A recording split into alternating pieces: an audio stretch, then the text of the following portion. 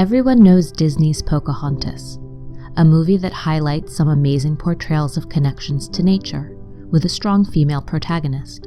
While inspiring, this was not the case. Pocahontas, also known as Matoaka, in reality was taken from her tribe and held for ransom as a bartering tool by English colonists at just 16 years old. To protect her tribe, she agreed to marry an Englishman as her last effort to keep the peace. She was then stripped of her culture, forced into Christianity, and murdered not long after bearing a child.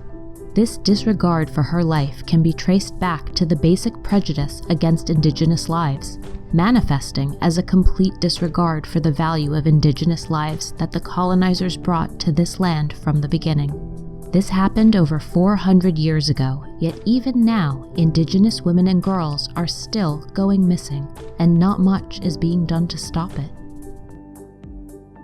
Over 5,500 Indigenous women and girls are missing and murdered in the United States and Canada every year. And more than 84%, 1.5 million Indigenous women experience violence in their lifetimes, because the laws that were set up to govern them reflected those same inhumane attitudes and values which the tribal governments had to abide by. They achieved this by making the tribes both sovereign, meaning they had their own government, and dependent, which means they were also controlled by federal law. Additionally, the U.S. government created barriers preventing justice for crimes committed on tribal land and to tribal citizens, which were hidden in jurisdictions of local, state, federal, and tribal law. Many of these laws are still in use today and directly relate back to what is happening to these women and girls. First, the Major Crimes Act of 1885 mandated that all violent crimes committed on tribal lands were to be prosecuted by the federal government, which means that the U.S. government doesn't need to prioritize the tribe's needs, and that the tribes cannot make decisions without the U.S. government. Then there was Public Law 280 of 1953, which gave partial or total control to the state over tribes within their boundaries. This was a response to the tribe's pleas, but instead of giving control back to the Indigenous people, they gave the states control over their judicial and criminal system. It's important to remember that up until this point, the Indigenous people didn't have a guaranteed right to vote until the 1970s. They had no say over who was in the government that was controlling them. The third law is the Indian Civil Rights Act of 1968.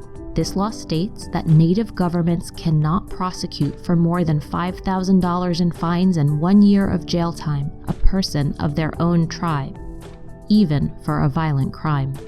They can't prosecute a non-Native person at all. They have to hand the case back to the U.S. government.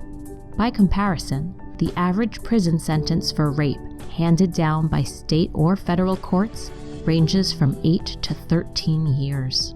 This law was eventually combined with a new law called the Tribal Law and Order Act of 2010, which included 7 improvements to the Indian Civil Rights Act. These improvements finally gave Indigenous tribes the ability to prosecute criminals, but only of Indigenous descent. These laws still prevented significant consequences for non-Native perpetrators. While these laws allowed prosecution of non-Native suspects, it still had to be done at the state and federal level, and those courts rarely followed through.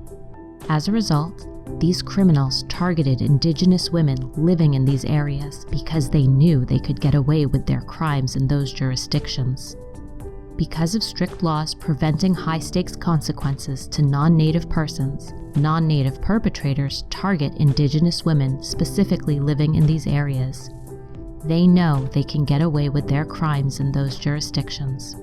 In 2018 alone, the Urban Indian Health Institute reported 5,712 missing Indigenous women and girls, with only 116 of them registered in the DOJ database, while the other 5,596 cases were turned into cold cases. The cases that were registered and transferred to state or federal court took years to get any form of justice, with only that 3-year sentence, the same as a petty crime.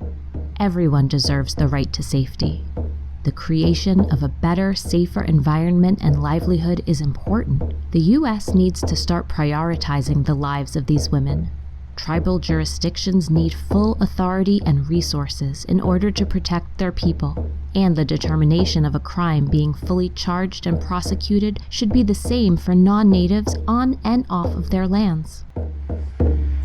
My mother's child dances in darkness and sings heathen songs by the light of the moon, and watches the stars and renames the planets, and dreams she can reach them with a song and a broom.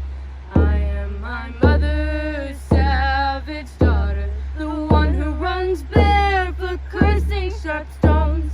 I am my mother's savage daughter. I will not cut my hair, I will not lower my voice.